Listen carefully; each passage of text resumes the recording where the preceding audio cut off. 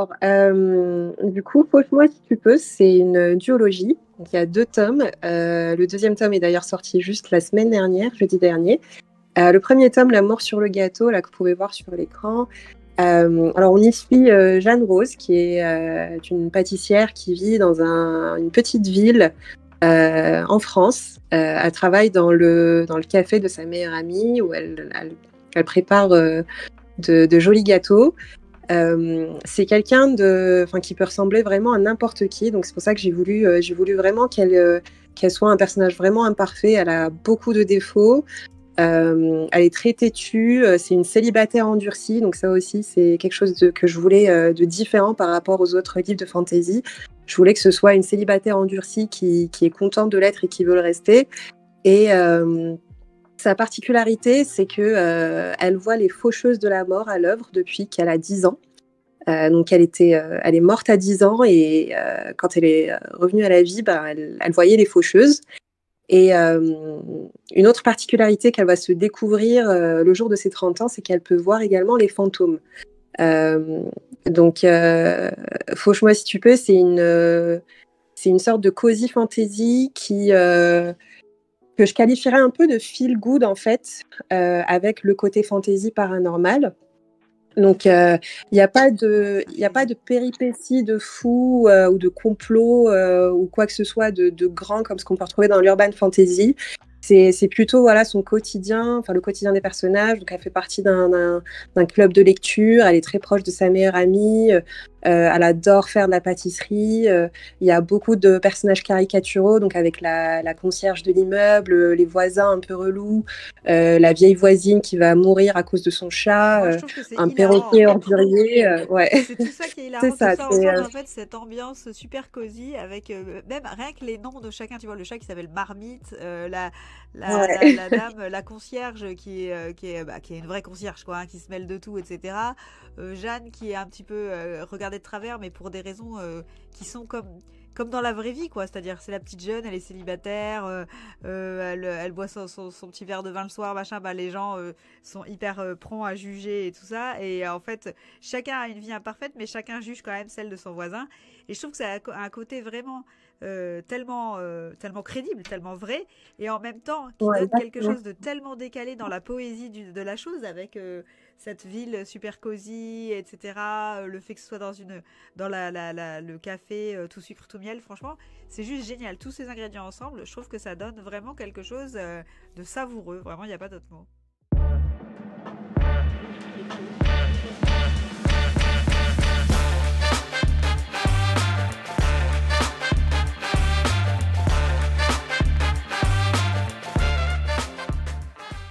Izzy Lennox, j'ai 30 ans, je travaille en entreprise. Truc pas fun du tout, donc c'est pour ça que j'écris des histoires drôles et loufoques et un peu décalées. Un peu. Et ouais, un peu, juste un petit peu. Et ça fait 6 ans que je vis en Irlande. Et, puis voilà, ouais, quand je suis pas au bureau, j'écris. Donc j'ai commencé à écrire quand j'étais assez jeune, en même temps que la lecture. Et j'ai écrit pendant des années. Après, on va dire que je me suis un peu éloignée de toutes mes passions au début de ma vingtaine. Et j'ai repris tout récemment, donc il y a 1 an et demi. Et en fait, Fauche-moi si tu peux, j'avais écrit les premiers chapitres il y a plusieurs années de ça. Et c'était un document Word que je n'avais plus ouvert depuis, je ne sais même pas, 5 ans peut-être ou même plus. Et du coup, je l'ai ouvert l'année dernière, comme par hasard. Je cherchais des documents sur mon ordinateur et je me suis dit, ah merde, en fait, j'adorais cette histoire. Je... Ça m'amusait tellement de l'écrire et du coup, je m'y suis remise. Et, ensuite, j'ai réalisé que quelques mois plus tard, je l'avais fini. Et je me suis dit, tu sais quoi, lance-toi dans l'auto-édition. Donc, en même temps, j'écoutais beaucoup de podcasts sur Spotify, sur l'auto-édition. Je regardais pas mal de vidéos, je lisais pas mal d'articles de blog. J'écoutais notamment le podcast de Lucie Castel et de Jupiter Phaeton. qui parle beaucoup de l'auto-édition. Et je me suis dit, bah, tu sais quoi, bah, lance-toi sur le KDP, enfin sur Amazon KDP. C'est gratuit, t'as rien à faire. Et puis tu verras bien ce qui se passe. Voilà, au Et pire, c'est ça comme ça marche. que, Voilà, voilà. c'est vrai. Et ce qui est drôle, c'est que quand j'ai écrit, enfin quand j'avais fini le premier tome, personne ne l'avait lu à part moi. Donc il y avait que moi qui connaissais cette histoire, qui l'avait lu. Je me marrais toute seule quand je l'écrivais, donc je me suis dit, alors c'est soit en fait je suis pas drôle et je me marre parce que c'est moi, soit quelqu'un d'autre va forcément trouver ça marrant et voilà. Donc c'est ouais, comme ça que ça s'est passé. Et du coup, la première fois que quelqu'un t'a dit, oh, j'ai lu ton livre et je trouve que c'est hyper drôle l'histoire et tout ça, qu'est-ce que ça t'a fait? Parce que je trouve que c'est le truc le plus rigolo quand t'es auteur et qu'il y a quelqu'un en fait que tu ne connais ni d'Ève ni d'Adam qui vient te dire, ah, ça m'a trop fait rire et tout. Et ben franchement, c'est vraiment un sentiment qui est rigolo. Enfin, je sais pas comment toi tu le décrirais. Ouais, alors tu vas rire, mais alors quand j'ai auto-édité le premier tome, donc je l'ai lancé sur Amazon, j'avais ni Instagram, ni Facebook, ni rien du tout. En fait, c'est comme si j'avais jeté un livre comme ça dans le néant en attendant que quelqu'un le trouve. Et à un moment donné, donc je me suis dit, bon, allez, je vais commencer à payer des pubs sur Amazon, voir si ça attire un peu l'attention de certains lecteurs. Et je pense que ça a été le cas. Et le tout premier commentaire que j'ai trouvé, c'était un commentaire sur Booknote, c'était même pas sur Amazon, de quelqu'un qui n'avait pas tellement accroché. Donc, c'était quelqu'un qui avait trouvé Jeanne assez antipathique comme personnage, qui avait trouvé l'histoire assez mouais. Donc, et qui ne comptait pas lire la suite. Mais ce qui est marrant, en fait, c'est que moi, quand j'ai lu ce commentaire, j'étais pas vexée ou déçue ou quoi que ce soit. En fait, ma première réaction, c'était de sourire et j'étais juste trop contente parce que je me disais, oh putain, il y a quelqu'un dans le monde qui vient de lire mon histoire, à part moi. Se demander si est-ce que ça va rester une duologie ou est-ce que la saga est appelée à continuer. Est-ce que tu as toujours de l'histoire derrière? Parce que je n'ai pas fini moi de lire le tome 2, donc je ne peux pas savoir.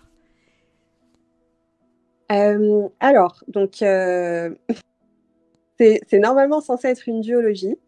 Mais j'ai fait en sorte que la fin du tome 2, ou la fin de l'histoire, on va dire, euh, ne ferme pas toutes les portes, on va dire. Donc je peux très bien. C'est-à-dire, du coup, tu dis que tu avais envie de te consacrer aussi à autre chose. Et donc, question logique, on a envie de savoir quels sont tes autres projets. Est-ce que tu avais d'autres projets aussi qui étaient dans les tiroirs depuis très longtemps et que tu as aussi envie d'explorer? Ou est-ce qu'entre-temps, tu as eu d'autres idées? Et est-ce que tu restes dans le fantastique? Dis-nous tout. Alors, des projets du passé, je ne pense pas, parce que on va dire que mon style d'écriture et aussi le genre d'écriture auquel je me consacrais avant la longue pause que j'avais prise il y a des années est complètement différent de ce que j'écris aujourd'hui et de ce qui m'intéresse aujourd'hui. Ah ouais. Ce que j'écrivais avant, c'était très drame, romance. Voilà, je pense aussi que c'était parce que j'étais très jeune. Assez naïve, donc en fait ça reflète pas du tout, ça reflète plus du tout ma personnalité aujourd'hui. Et donc, je pense pas reprendre un de mes anciens projets. Le seul projet que j'ai repris, c'était Fauche-moi si tu peux, et seulement parce que, en fait, quand j'ai relu les premiers chapitres, en fait, je me marrais et j'étais là, en fait, ça me fait du bien et c'est ça que je veux faire. C'est ça que je veux écrire. Et donc, le prochain sur lequel je suis en train de bosser, là, c'est un cozy mystery paranormal. Donc, ça va être un peu le même style. Donc, beaucoup d'humour, des personnages assez loufoques, etc. Mais avec une enquête cette fois-ci. Et puis, en parallèle, il y a un autre projet que je viens de commencer d'ailleurs, qui sera plutôt de l'urban fantasy. Fantasy, ou même voilà, tout ce qui est cosy paranormal, un peu humoristique et tout, c'est encore assez niche dans le monde francophone par rapport au marché américain, par exemple. Moi, déjà, à la base, je lis beaucoup de Cozy Mystery paranormal parce que j'ai un abonnement Kindle, donc quand je lis que de l'auto-édition. et j'en lis énormément en anglais et je pense que c'est un peu ça qui m'a inspirée également à prendre cette route. Et quand je lis, moi, j'adore rigoler, j'adore voilà, m'éclater avec les personnages. Enfin, j'aime passer du bon temps, quoi. C'est du feel good, c'est exactement ça. Et pour l'instant, c'est ce que j'adore écrire. Ce que tu as bien Et là, en partagé, fait, ouais.